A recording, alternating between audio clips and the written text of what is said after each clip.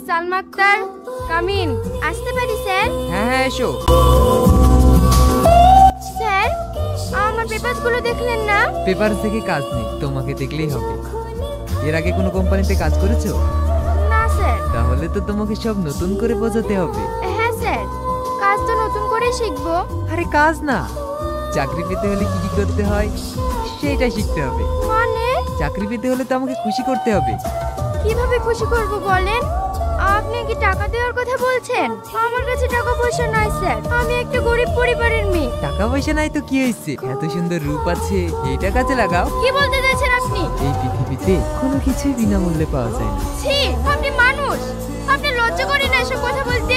লজ্জা কেন লাগবে? চাকরি পেতে হলে দরজাটা বন্ধ করে এসো। এই, তোমার ঢোকার পারমিশন কে দিয়েছে?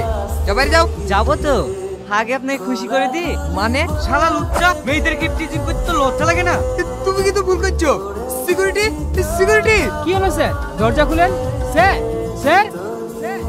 আরে দাঁড়া দাঁড়া, তোদের স্যারকে আগে খুশি করে দি।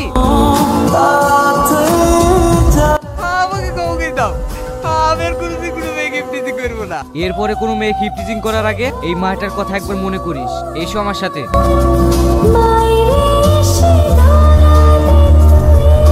কি হলো স্যার, আপনি খুব নিচে বসে কেন? আমার জন্য ওভাবে ঝামেলা করার কি দরকার ছিল বলেন তো? শুধু শুধু আপনার চাকরিটা হলো না। আরে ওখানে হয়নি তো কি হয়েছে? পৃথিবীতে কি চাকরির অভাব আছে নাকি?